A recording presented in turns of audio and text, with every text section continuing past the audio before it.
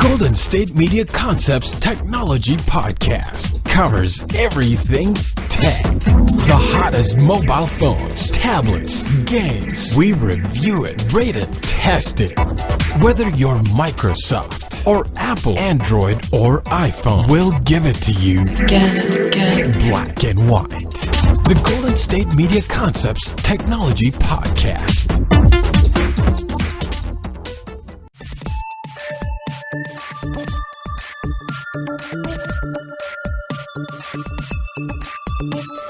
Welcome into the GSMC Technology Podcast.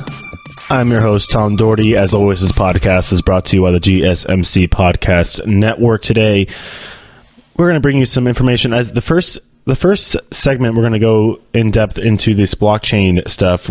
I know when you think of blockchain, you think of cryptocurrency and all that stuff with Bitcoin and everything, but it actually has a lot more implications that can be used and can help make us more secure in the future.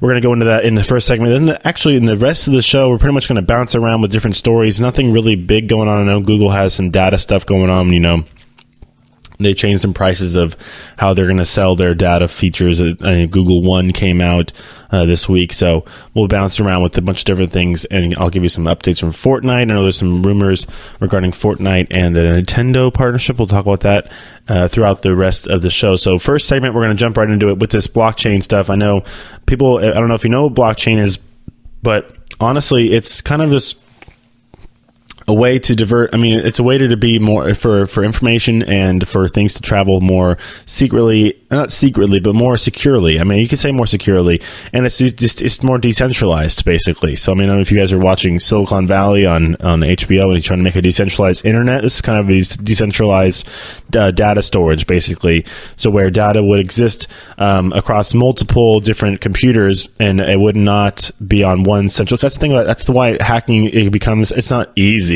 But if you know how to do it, it can be very easy because you know where the data is and you just go break into wherever that is and you get it. Basically, where the money is, it's in the bank, you go rob it from the bank.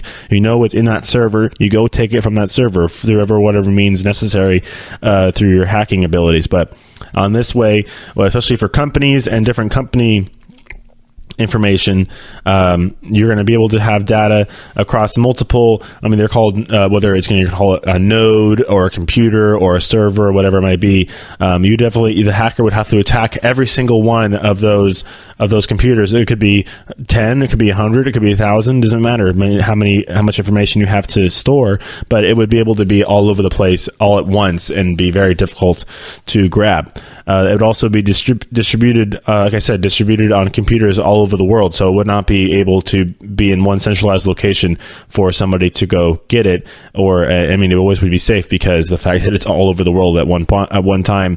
And it also the fact for companies, the other pro is the fact that it would be save on overhead, save on different costs regarding maintenance of a certain server, and different things like that. Because it would definitely cut that down to the fact that it is in the ether kind of everywhere else versus in one of your locations, your web services, or your one server base that you have.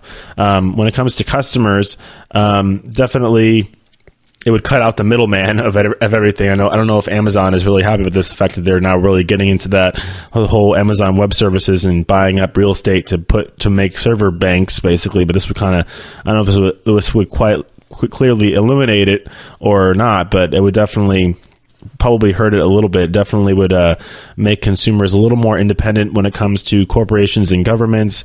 The blockchains, with public blockchains, individuals could just do person-to-person business. They could make payments. They could make peer-to-peer interactions without having a middleman or some sort of overlooking, haunching kind of entity on top of it. Versus like when you have governments have to validate identities. Banks, they charge for different transfers and transactions, and then corporations, obviously, like I'm going to get into probably in the next segment here, they collect data and use it for their services. I'm going to get into the whole pros and cons of data collection in the next segment as well, especially with Google, and you'll find out that you might not be too upset with the fact that they are taking your data.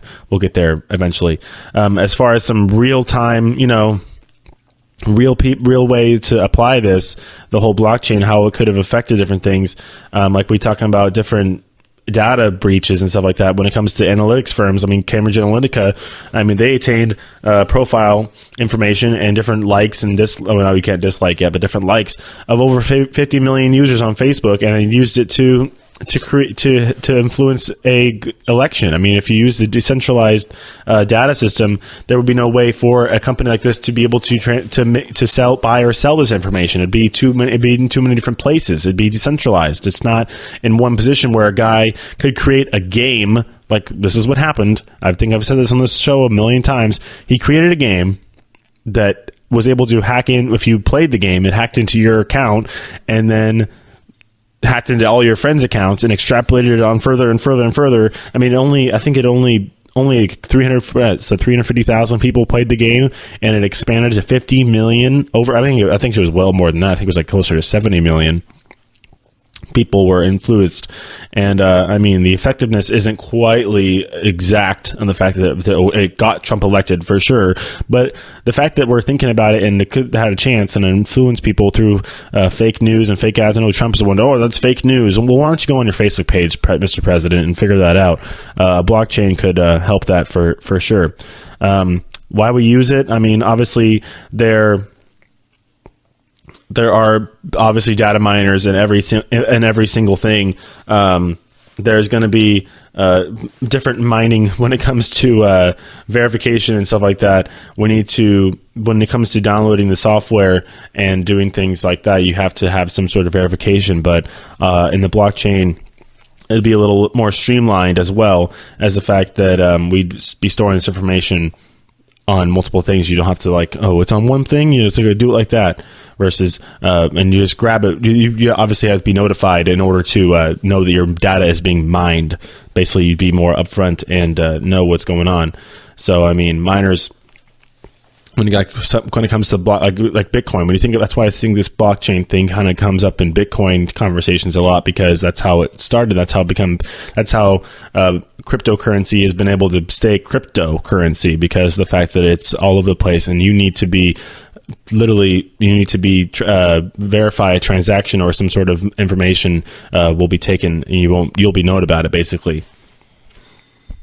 All right. I mean, that's the difference between. I mean, there are differences between private and permission-based blockchains. Obviously, the shovel is linked. You have to pay for the shovel if you're going to go get any data, versus just free going at it. Kind of thing like that. As far as when it comes to compliance concerns, obviously there's always concerns when it comes to, is this legal? What's going on with this? The European Union has a general data protection regulation that does grant people control over their data as an ability to erase personal information. But I mean, you can obviously, there's no way you can just take things off the internet unless you really go through the whole legal action of it. Blockchain data isn't really intended to be manipulated or moved at all, or removed or manipulated once it's in the chain. So once it's in the chain, you're good. So no problem. As far as when it comes to different solutions, there's different ways when it comes to the user-controlled data. Well, we go on a separate and central storage database that will allow for different things like alteration and only deletion to happen. Obviously, if you want, that's if you you need a possibility in the future. I might need to get this removed or something like that. As opposed to what changes it's going to make. It could make changes in healthcare. It could make people's data, health records more secure. Obviously, it's all about security. When it comes, there's always reasons to hack things, to data mine, to get information about people, and that's how I talked about, I think, a couple episodes ago with AI. The reason why maybe Apple's AI is behind Google's AI is because Apple has a completely different. They have a completely different way of going at acquiring data. Basically, I'm trying to think of the word here. They have a different way of going at acquiring data and getting things, and massive data. You need a massive amount of data information and store and stuff for your AI computers to just take in and download and be able to get so they can create their own brains. Basically, you're creating a brain here, and Apple uses more trends versus they're taking a big group and then kind of going off of just basic trends, versus Google is taking every single little data point they possibly can and shoving it into that algorithm, into that AI device, and giving as much information as possible, versus Apple is, always been more of a privacy base. We already went over the whole Google I/O problem with the fact that, they didn't even talk about privacy. That's because they're trying to get into AI, and AI and privacy don't really go hand in hand that much, because they're trying to get as much data as they possibly can from you in order to power their AI devices. The whole Google Duplex thing, really? Like that, calling people and making hair appointments for them. They have to figure out how to get that phone call to work and have a computer to have a real be able to respond like a human. Basically, all these all these data points versus, like I said, Apple goes off of more of a trend setting kind of thing, where they go off of mass trends versus individual data points. When it comes to go back to the blockchain thing. When it comes to data, like security, it's going to help when it comes to renewable energy. It could be when it comes to, different companies and their information about, there's the companies called WePower. You obviously got to use, when it comes to energy producers dealing directly with the users, basically using tokens to represent increments of power they generate, kind of thing like that, versus comes to renewable energy and stuff like that. So if you say you have a solar panel on your house, you're going to generate these tokens with this company, and being able to basically represent the increments of power you generate in your house, or whether it's a wind farm or a dam or something like that. There's going to be a way to do that securely through the blockchain. Healthcare, obviously, network of healthcare.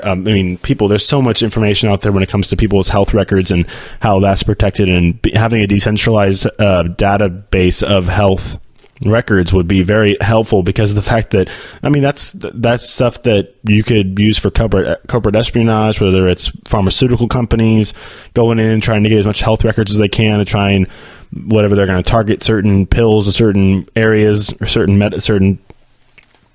pharma corps are crazy when it comes to that. There's going to be using blockchain to learn, obviously get better quality of care and stuff like that when it comes to getting data. Because one thing is, there's reasons why certain data isn't collected, because it's super sensitive, and we don't trust certain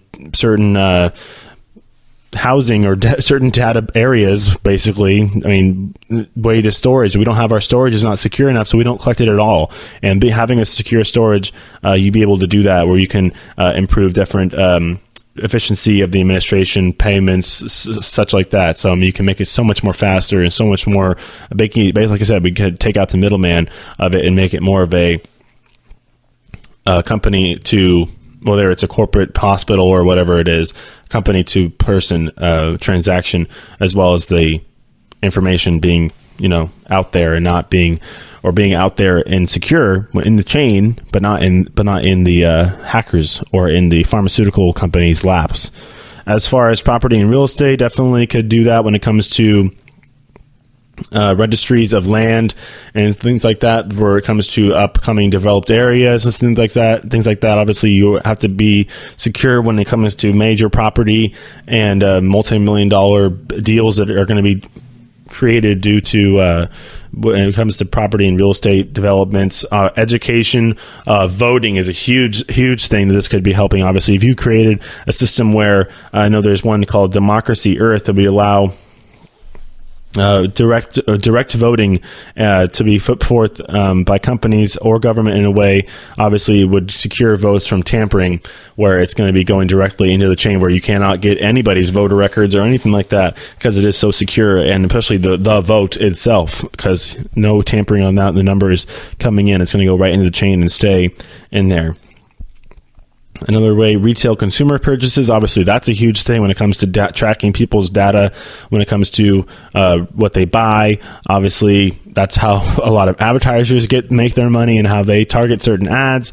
Also education as well when it comes to having to authenticate certain exams, papers, figuring out if there's certain plagiarism, certificates, degrees, figuring out where if people actually went to the school they went to, there's going to be no fraudulent. It's basically a defrauding thing as well as a security apparatus as well, this blockchain aspect. So I could list all these different companies. WePower, there's ODM.io. It's a company based hub for students and teachers as they connect in a decentralized higher system, education system that's higher, obviously like college higher education system that's decentralized. So there's lots of different ways, obviously, to do it, as well as. But it's different than the way that we've been doing it in the past. That's the blockchain for you. Not just cryptocurrency. It can be used all over the place, and it can be used to definitely augment your vision of how the world is going to go forward in the future. So when we come back, we're going to talk a little bit about the Google data and how they're going to be basically, it's a kind of a trade-off that we're getting to, as well as the news about Google One. So we'll come back with that and some other news, as we're going to probably do that for the second segment, and like I said, bounce around with the last couple of segments in the show and go through all these different news. So nothing's really big enough to take up one segment, so we're going to bounce around a bit. All right, we'll come back in just a second.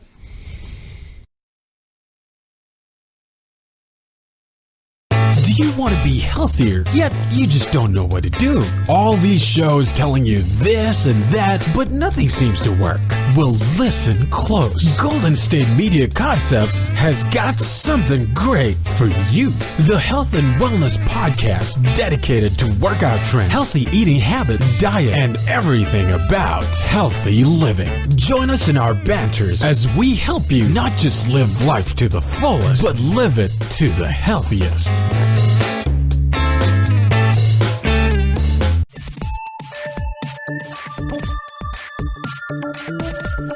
All right, welcome back to GSMC Technology Podcast, as we are now in the second segment today, bringing you some information from Google, as they have announced that they are going to be shifting away from they're just not going to get rid of the Google Drive. The Google Drive will still be there for your Dropbox abilities. I know I use it a lot in college when it comes to turning in documents or sharing things with other students and doing group projects and stuff like that. It's very functional. It'll still be used as that Dropbox-like technology and service that where you can definitely create different documents, slides, Excel. It's not Excel. It's their own kind of thing when it comes kind of close to Excel, the grid, things like that, or you're making a PowerPoint presentation, but it's called Slides on Google Drive, and documents, whatever way may have you. You can still do that, but they're changing the way you buy your storage online. So it's whether you're storing cloud storage. So it's now called Google One. They've also changed the prices of a lot of things as well. So we're going to be kind of seeing Google Drive as more as just the basic thing, whereas you're going to be creating your own databases through Google, and it's going to be all managed through Google One, and it's going to be there's going to be a separate app as well as so it's going to be called the Google One app, and so they're changing the prices. So here we go. I was looking for my notes and the prices. Obviously, we're going to two new plans, so you can do 200 gigabytes for $2.99 a month, and now 2 terabytes for $9.99 a month. It used to be $19.99 a month for those 2 terabytes, as they're lowering the price now, as Google is getting into more of that cloud storage and trying to get it more affordable for people, as it will now hand out also some. So it says we're hearing reports saying that it's also going to be handing out free Google Play credits to buy apps and movies, music, whatever have be, other deals, as well as Google getting in there, as well as they're going to be changing the prices, making it a little more affordable if you are paying for, if you need the extended storage. So there's going to be paid storage. The storage ranges from 100 gigabytes to 30 terabytes of that cloud storage, and now it'll be all on Google One, not the Google Drive Vault service. Now, basically, the Google Drive is, like I said, kind of a Dropbox vault where you're going to be holding, it's really functional for schoolwork, and a way also you can share different things, create Dropboxes, create folders.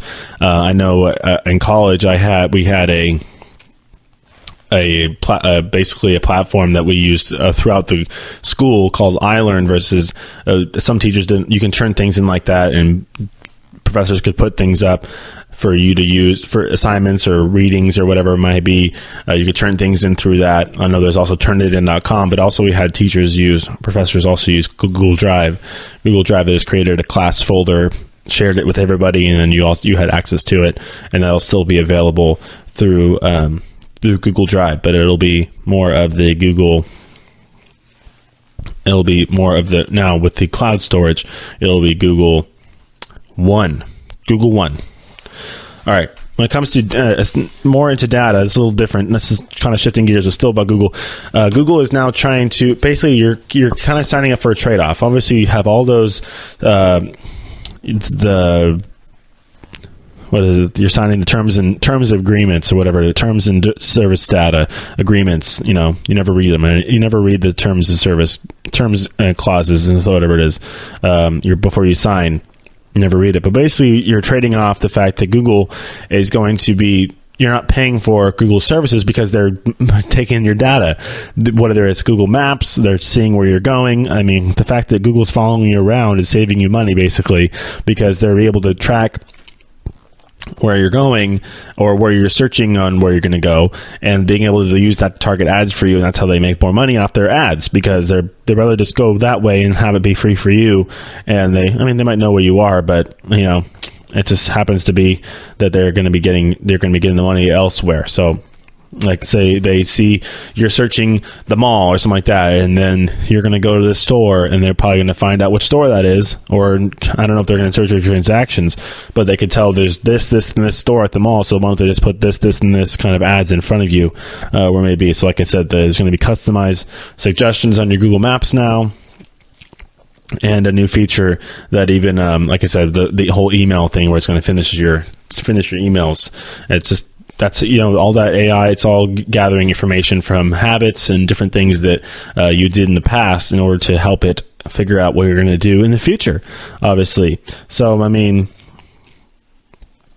of all their products, obviously they haven't been able to obviously until recently, with now this whole more, whether they're just disclosing this information now, or they're feeling more comfortable now, users have been pretty much unaware that their information, their data, their stuff have been taken as a trade-off for this services. But now we're kind of been, okay, this is what's happening. We came out that Google, they definitely has been able to spread around the wealth. They have 7 different products, and they each have at least 1 billion users every month actively using their services. So, you can't do that without any of the users' data. You have to be able to take that data in and be able to get it to work. Like Google traffic, all the maps, Google Maps in general is a lot of data. Whoever wrote the algorithm for that is going to be a genius, because that's so much user data. Because like when you're using Google Maps and they have the traffic, it's basically they're going off the fact that a lot of there's traffic reports and stuff like that too, but they can guess. I've never seen an app so accurate on when I'm going to arrive somewhere. If they tell you the estimated arrival time for you're going somewhere, sometimes they can get there quicker, but maybe like a minute or two. But they're very accurate on the fact that you're going to get there this time. We just know. Whether we know the other people in front of you are using Google Maps as well, and we could tell by how fast they're driving their cars, because obviously every phone has a durometer in it, and they take that data from the durometer in your phone and they could tell how fast you're driving. So does Waze does that too, because they could tell slow down, the speed limit's 65. Like if you're going over the speed limit on Google Maps, it'll pop up a little speed limit sign. It'll tell you, okay, by the way, the speed limit's 70 right here. You're going 90.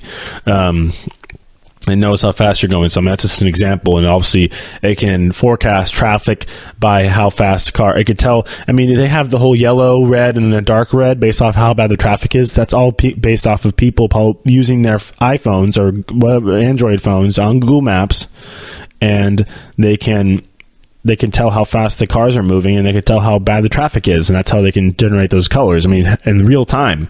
In real time. It's crazy how accurate it is. Literally, I see a little yellow start coming up.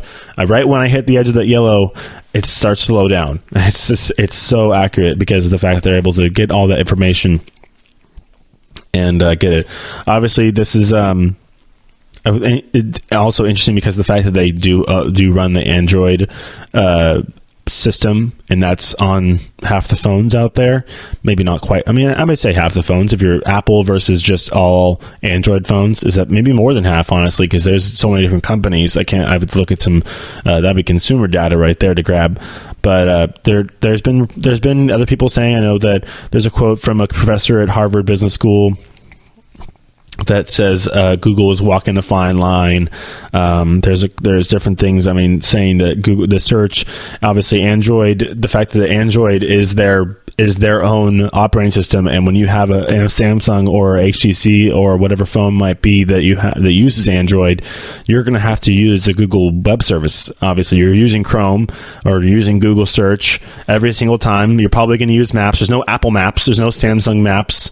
There's Google Maps on your Android device, and you're going to use that every time. So they basically have curbed the market on being able to bring you. So basically, instead of we're just going to take all your data, no, we're going to give you services that you're going to use because they're good services, and because they're our services, we're going to use your data from our services. So I mean, it's not. I mean, it is. Yeah, it's a fine line. They're not going into other people's things. They're not creating games or apps or game apps to grab your data. They're creating their own apps that are very usable and very practical, and they're using that to get the data. So I mean, the more Google products you use, whether it's Maps, Drive, Gmail, Search, whatever, it's collecting all this information about you. And basically it's that trade-off that I'm talking about here in this segment that kind of leads to that, and will give you that stuff for free. Also YouTube. YouTube's huge. The fact that YouTube is owned by, I saw it popped into my head, I'm like, YouTube's owned by Google. Holy moly, they must get gigabytes on gigabytes on gigabytes, terabytes on terabytes on terabytes of data from YouTube. I mean, YouTube's kind of that black hole I talk about. I mean, because they have all the suggested videos next to you. So if you're on one video, whether you're watching cat videos or sports highlights or your favorite YouTuber, it doesn't matter. They're going to be able to obviously tell what you're watching, and then every single click you make, every comment you make, every single ad. I mean, that's the thing about creepy Google is. I mean, people get creeped out the fact, I went on not Amazon, but no, something like. Well, even Amazon sometimes, yeah, Amazon. I went on Amazon and searched on Google, but if you were going through Chrome or going through a Google web service, or you searched it on Google to get to Amazon, and you search for some shoes or a hat or glasses, then you go back onto another web page onto Google, and you'll be like, you'll see an ad, like, wasn't I just searching for those shoes? Wasn't I just searching for that hat? Wasn't I just searching for those glasses? Yeah, you were, but you were on Google, and Google knows that. That's also kind of a cookies thing, but Google's cookies are very good. They're good cookies. They be able to recall things and grab information from everywhere because it remembers stuff. Obviously, Google does have a very ironclad privacy policy, even though they didn't talk about privacy whatsoever at the I.O. last week. They definitely can grab some stuff from you. I don't know if they're using it obviously to make their own money because they're giving all the services for free. I mean, you look at Google Earth, Google Maps, it's a great service. All this stuff it's probably cost them a lot of money to run that kind of stuff. I mean, it's all the information be able to tabulate and get all down to one science. They can take my data. I don't have much to hide. It's just ridiculous that, I mean, I know people aren't clamoring for their heads like they were seeing for Facebook, because I mean that was used in probably more illicit ways, but I mean the fact that we're getting all these tools and things for free I would say that's a decent trade-off. The fact that I'm paying with my information and with my daily routine that I do every day. Oh great, Google knows that I went to Starbucks again. Google knows that I drove to work again. Google knows that I went to this restaurant again. Like a lot of people do the same things over and over again, and Google now that's going to lead to more and more AI capabilities and lead to more and more ease of use things when it comes to things that we want to do, whether it's with the Google Homes or whether it's through Gmail, finishing our sentences, or being able to forecast traffic and such like that. Because they have that's one of the fascinating things for me, honestly, is the fact that Google is so accurate on that Google Maps availability, and it's all through data that we're giving them through our phones, and being able to grab it from different aspects of the phone, whether it's the odometer or just your search. Google Maps is actually, you can spend some time with Google Maps. It gives you suggestions, restaurants, places to visit, things like that, things you might like. You can it'll give you go off of places you've been in the past. So, and Google's not hurting. It obviously has made already $31.2 billion in revenue just in the first few months of 2018. So they're making their money hand over fist there at Google, as they have really, obviously, their most of their money is through investments as well.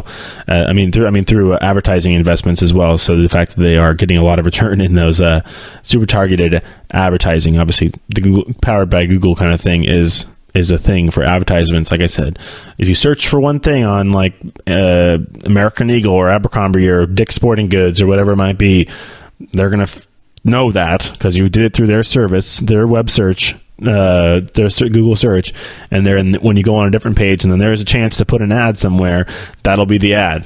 That whatever it's consumer products, you go over to a news ad or news article, there's going to be an ad next to it, and it's going to be the Dick's Sporting Goods ad, it's going to be the American Eagle ad, it's going to be the Abercrombie ad, it's going to be one of them, something that you just searched. And people get creeped out by that. Some people are like, oh, the reminder, because it's called super targeted ads, and that's how they make all that money. All right, enough about Google. We'll come back with some talk on Fortnite, and there's some news from the smartphone world regarding some phones. The Samsung S10 has had some stuff regarding screen tests and stuff like that. I know I saw a report saying that it beat Apple at a test that means nothing. So we'll talk about that when we get back, as well as some reviews on the Samsung S10. So stay tuned for that. We'll be right back. Tired of searching the vast jungle of podcasts? Now listen close and hear this out. There's a podcast network that covers just about everything that you've been searching. Hey! The Golden State Media Concepts Podcast Network is here. Nothing less than a podcast bliss with endless hours of podcast coverage.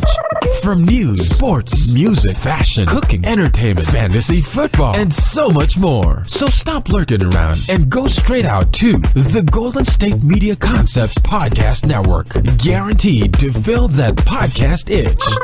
Whatever it may be. Visit us at www.gsmcpodcast.com. Follow us on Facebook and Twitter, and download us on iTunes, SoundCloud, and Google Play.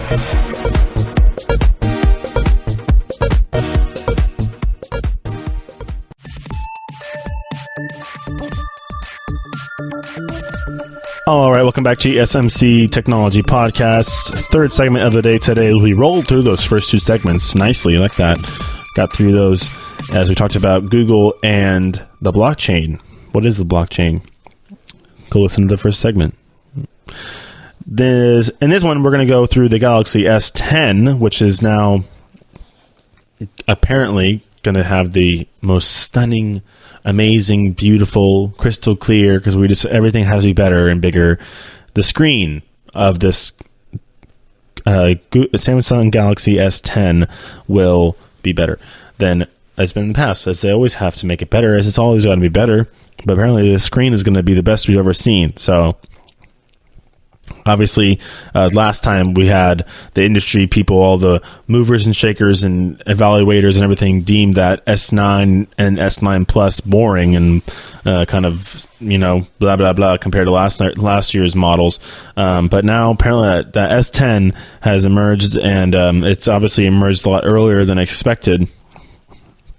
And obviously they kind of need to do that because they don't want to be in the shadow of the iPhone. And Samsung's definitely on the bottom of a totem pole when it comes to their iPhones. Not their iPhones, but their smartphones, due to the fact that they blew up a few of them blew up last time or time before that, and now nobody's really happy, and now they're trying to like get out in front of it and be like, okay, here's a new cool phone, everybody go buy it, or not, because I mean, obviously there's been price drops all over the place. The 9 and the 9 Plus dropped their price like a month after it was released. So the fact that Samsung is now trying to get out ahead of it and really get a top tier phone out there with this S10 is a good sight to see when it comes to this. Obviously, the S10 is supposed to be released sometime next year. They're releasing pictures of it ahead of time, obviously trying to get that hype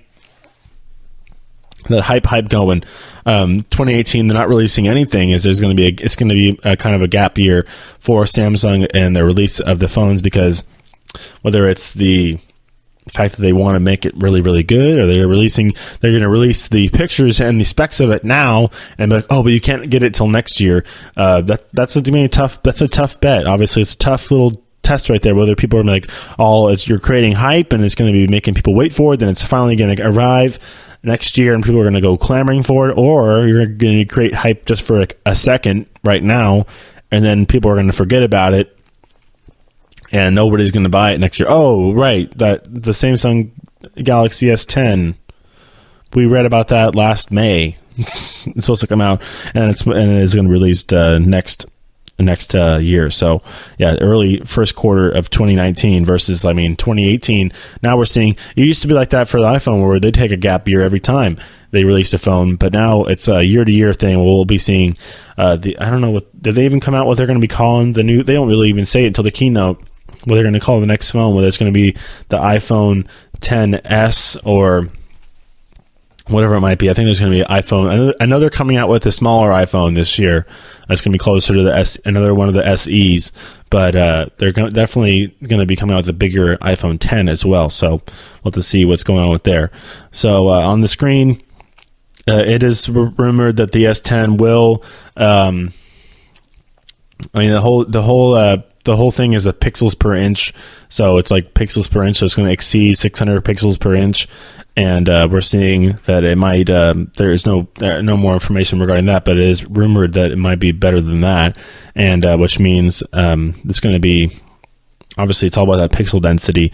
The S9 had a pixel density of 570 pixels per inch, so we'll see if it's going to be a little higher. It's been reported that it's going to be higher for this new phone. Obviously, we have a ways to wait for it, so we'll get to that. But as far as the fact that there's going to be some more reports coming out. I know we had the iPhone SE design come out for this year, and it's been kind of truncated a little bit. And there's more news from Apple, so we'll get to that as it comes out.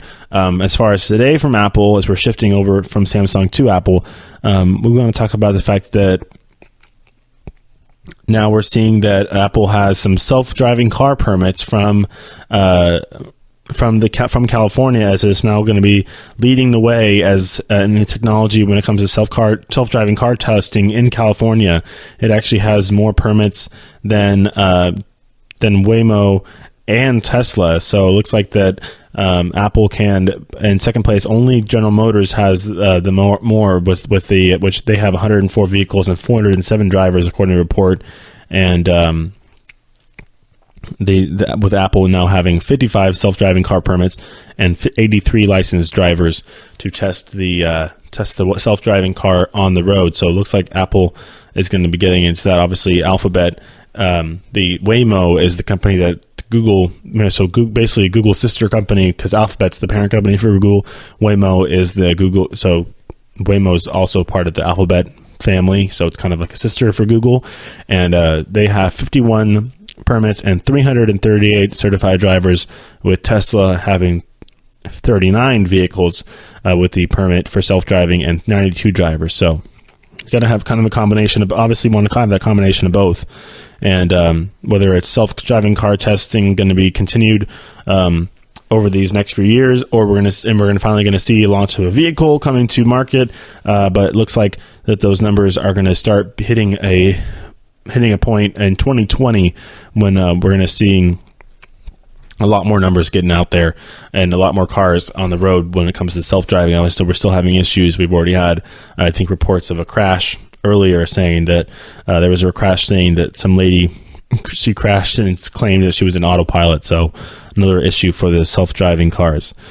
More news on Apple regarding Apple Music. Tim Cook has reported that Apple Music has now 50 million users, and they're making a push and a leap and a bound and a crash, or we'll see what happens as far as the crash, into movies and TV, obviously, whether they're trying to take a little book out of the Netflix playbook, a little page of the Netflix playbook, getting into their own, their own type of, creating it for themselves, or they're just going to get into whether you pay for the subscription like you do for Apple Music, and now you're going to get video for the same, obviously not the same price, but you're going to pay a little more and get some video. So they're going to get into this. Maybe not the same Netflix realm where you're going to be getting their own Apple original shows or movies, but you're going to get into a subscription based service, just like the Apple Music, but it's going to be bringing you television and movies. So it looks like Tim Cook's trying to get some deals with, whether it's with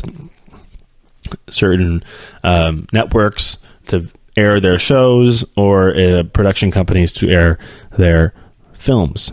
Yes. So it looks like they're definitely pushing away into video, obviously, as Apple has actually, and it looks like they actually, I'm seeing now on these reports that they are looking like that they're getting into the realm of creating their own original shows. Basically, you don't have to, Apple doesn't have to be super hands-on. Basically, just pay for it. There's projects all over the place looking to be funded, and a lot of them have some big names as well. So, they're definitely trying to get some deals going with these different production companies, whether looks like they have a deal with the revival of a television series, sci-fi series called Amazing Stories. It was starring Jennifer Aniston and Reese Witherspoon. Looks like that they're trying to get these deals in with some big names as well, as they have also been reported that they are at least have signed a building, have released a building in Culver City to create a content-related headquarters down there in Los Angeles regarding attract some big stars. Whether it's just subscription based, or they're going to be making some Apple movies. Basically, we're going to get some Apple produced TV shows, Apple produced movies, just like we saw from Netflix. So we'll see. Spotify, your turn, or maybe Spotify is going to focus on the music. Obviously, Apple quite wider wings when it comes to doing stuff like that, with expanding your services and just your basically everything you're going to do. And Tim Cook has confirmed all this stuff, as well as made deals. He's a deal maker at Tim Cook. He likes to have things. Obviously, they've also tried to say that they're going to add another 10 million paid subscribers before the end of the year, the holiday season. This is now 3 years since they've launched the Apple Music service. All right, as we come to the end of the segment here, on the third segment here, we've talked about a little bit of Apple, a little bit of Samsung, a couple more things we want to get to, as we have some more news regarding at Tim Cook. Obviously, Tim Cook, a very publicly seen CEO around with Google. Obviously, he's been involved in different summits and tech summits with our president. He's told Donald Trump that the tariffs could not be the right approach regarding how relations with China. Obviously, Apple has a big investment, a big deal when it comes to China, as a lot of their stuff is created there and is made overseas and shipped back here. I think a big iPhone plant also in China, so maybe not affecting Apple the way that Tim Cook wished it would. These tariffs, as the president has said, he's had a great relationship with the president of China, but it looks like that. It looks like not the right way to go. As that's been reported that Tim Cook has had a meeting with the president and is telling him that maybe not the wise way to get into a trade war with our biggest trading partner, that is China. So looks like that he's maybe getting a little bit more of a angel in his ear with Tim Cook trying to tell him what to do. Hey, buddy, I actually run a lot of this stuff that you're going to be affecting me. Helps our economy. Maybe you should get your stuff together, Mr. Trump, Mr. President. All right. We'll end this segment right here. We're going to come back with some more stuff. I know there was some news on Fortnite I want to get to, and whatever stuff pops into my my head or across my desk right now regarding reports and stuff that's coming out as we speak, because the tech world is constantly moving. There's always new stuff happening. So I'll bring you some stuff in this final segment that I deem good enough for your ears, obviously, as we're going to be coming back in just a moment. So stay tuned.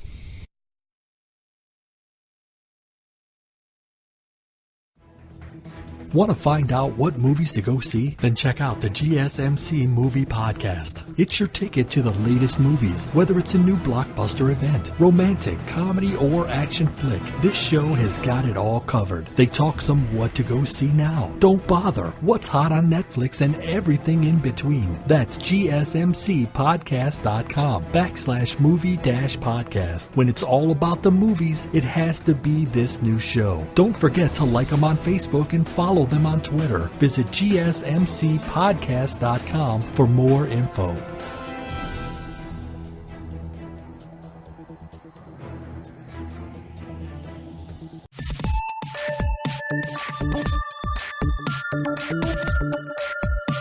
All right, welcome back, GSMC Technology Podcast.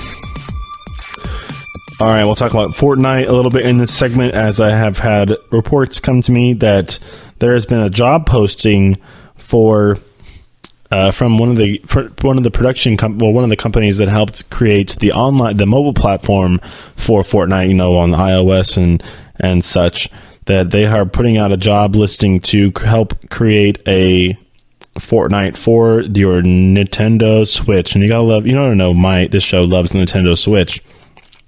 We talked about it a lot on this show, as they have continued to amaze with their sales records and such, and different features with the Switch, obviously coming out with their new charging kit and everything, as it looks like possibly, not confirmed, but possibly going to be having a world where you can play Fortnite now on your Switch, which would be pretty cool too. So there's a job posting out there for those who are willing to go help do that, because that'd be pretty fun to be able to play with the Switch, with Fortnite on the Switch. It'd be cool how to see those controls work, or playing it on that the hand, and when you're on the handheld version versus playing it on the computer. All right. So more news regarding Fortnite and some other stuff with the gaming. If you are looking to watch a replay of a battle royale, it says there's a step-by-step availability of how to watch a replay in Fortnite battle royale. Obviously, you can't do it. It doesn't really work in the iOS version of it, but when it comes to Fortnite Battle Royale Season 4, if you're looking how to complete certain challenges and certain things, you're trying to go back and see what you're doing wrong or whatever, there's definitely a way to do it through your consoles. It looks like it's not quite through the mobile version. You have to go through your PC or on your console. Obviously, it's not available on your mobile, but now you can go and watch a replay of your gaming experience on your phones. All right. As we continue on here, I want to get to a couple more things that tickle my fancy. That doesn't really sound that great as I say it, but I said it anyways, didn't I? Of course, when it comes to I think I did a story. Yeah, I talked about WhatsApp and how their CEO Jan Koum left the company. Now it's been reported that Facebook has installed the VP of Internet.org as the new WhatsApp, and they are revamping its group messaging service and making it a little bit better, closer to another app. I know. I forgot what it was called. I had it written down, but we'll figure it out. I'll pull it up for you here.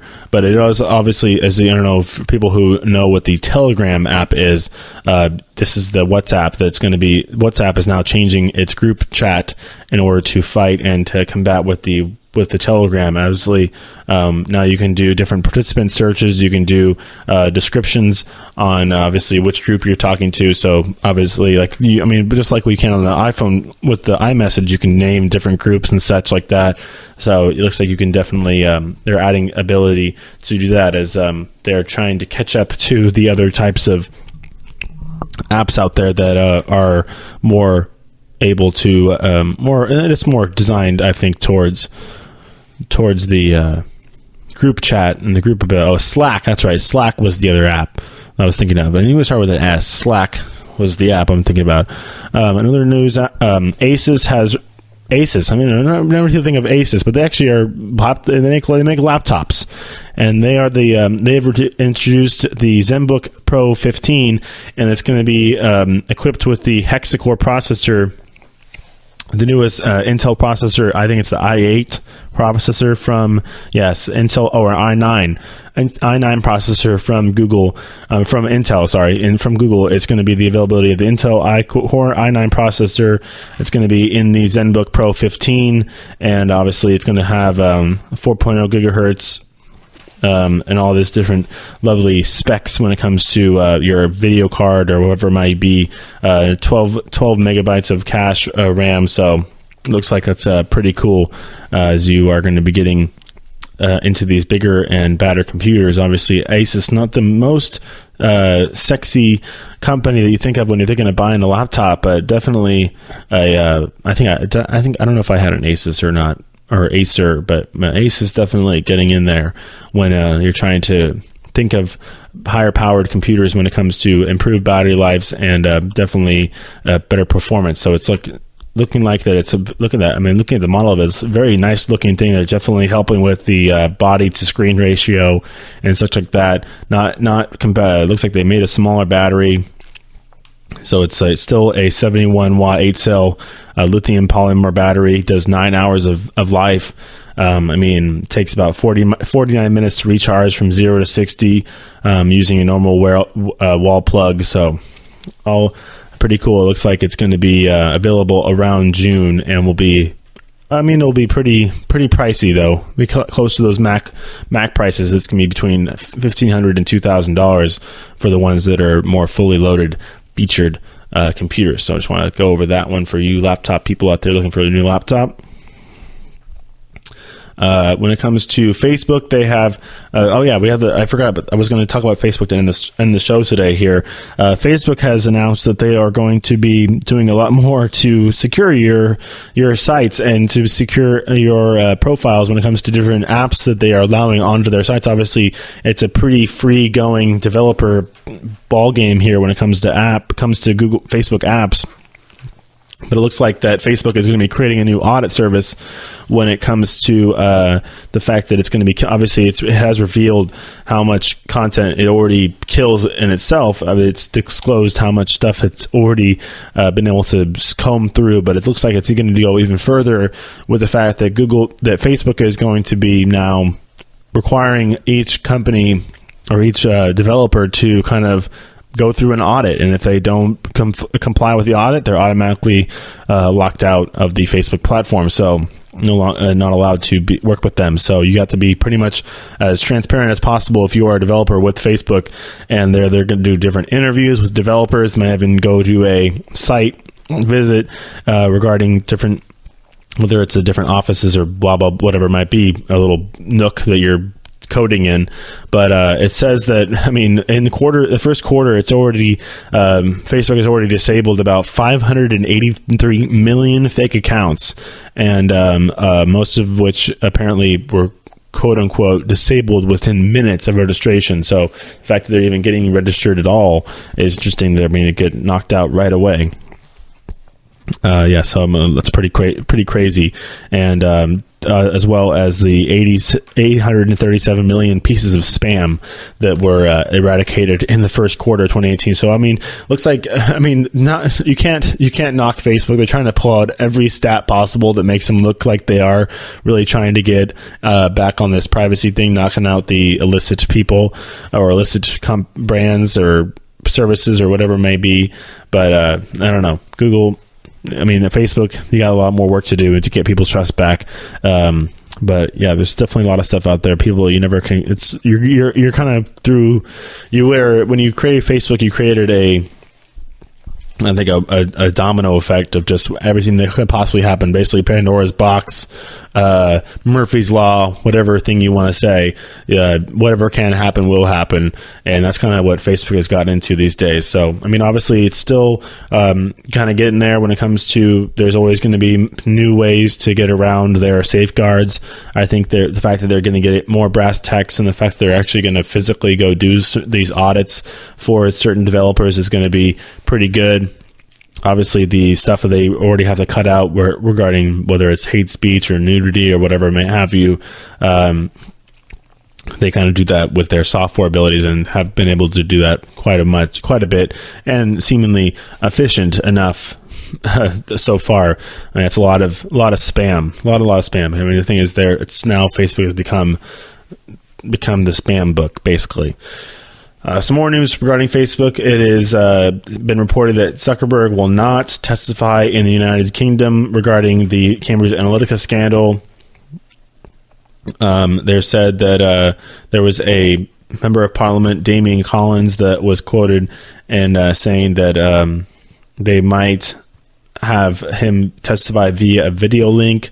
That's the only way they would do it if they were going to have him come in and during their period of inquiry of this issue that happened. So he has no plans to meet with the committee or travel to the UK right now. So it looks like that if they're going to meet with him, it will be via video chat. So right now he's not going to the UK at all. All right. That'll pretty much wrap it up for the show today. We're going to cut it short a little bit, not too much, but it'll pretty much wrap it up for the day today, as we have gone over a bunch of stuff regarding the blockchain and explain to you how efficient blockchain can be and how we can use it in our daily lives and different services around our world, whether it's healthcare, education, consumer uses, retail, banking, all that kind of stuff. It's not just cryptocurrency. It's just basically how cryptocurrency stays crypto. It isn't cryptocurrency in itself.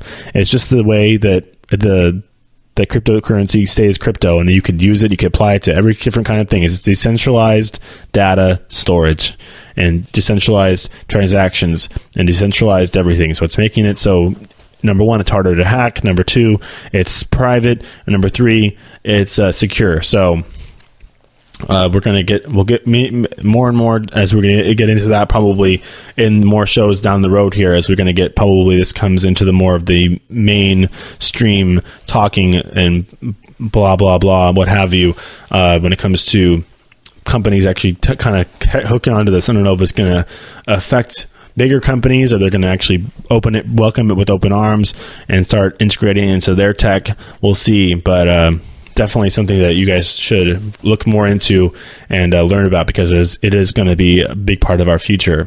Also went into Google data and how basically you have a trade-off between Google taking your data and using Google services. Whether if you don't want Google taking your data, then don't use their services. That's pretty much what they're saying.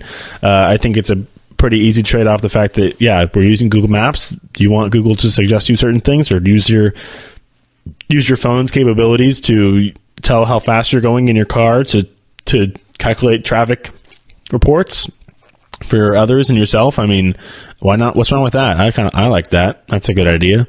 And then also, obviously, Google getting into the fact that they're going to be creating a Google One service that separates itself from Google Drive, and will be changing the prices, lowering the prices actually on cloud storage. So you can store up to from 100 gigabytes to 30 terabytes of data, or whatever it may have you, information, documents, projects. Google Drive will still remain in its Dropbox entity, like it works really well for schools or for businesses. They're sharing documents, such as turning things in or whatever may have you. So still works for that. But if you're those who are really using it for cloud storage, it's going to now be Google One. We also got into Fortnite and how we might be seeing Fortnite on the Nintendo Switch, which would be really cool. Just really cool about that. That's going to be really interesting. We also talked about Apple and its disclosure of the 550 million users on Apple Music, and the fact they want to get 10 more million by the end of the year, and the fact they're also pushing into movies and TV, whether it's just subscription services or they're going to be going the Netflix route and creating their own content. We're going to have some Apple produced content. I mean, like I said, you basically just throw money at something and it'll be made. Apple's got plenty of money to throw at a production company to make to finance a film, so that'll probably be the way it works. Whether they're going to be working with big names, I know I did report the fact that they have purchased or have leased out some building in Culver City to be their headquarters for their content creation wing. All right. Look at that. My review made us to an hour. We're all good. No cutting the show short. I just reviewed back everything we talked about. Oh, yes, right. I also went over the fact that we might be having we had some specs come out from the Samsung Galaxy S10. It's not going to be available till early next year, but Samsung trying to get back in the good graces after their debacle with the iPhone, with the S8 and S9. Trying to get back in the good graces of the smartphone people, while Apple is just kind of running rampant with the obviously changes and everybody following in line with the notch in the screen edge to edge design. So we'll get into more stuff regarding smartphones, computers, everything in Thursday's show. We'll bring you some more news regarding Facebook and Mark Zuckerberg and Google, as we always do on the show. And we'll see you on Thursday. So everybody have a good week. Bye bye.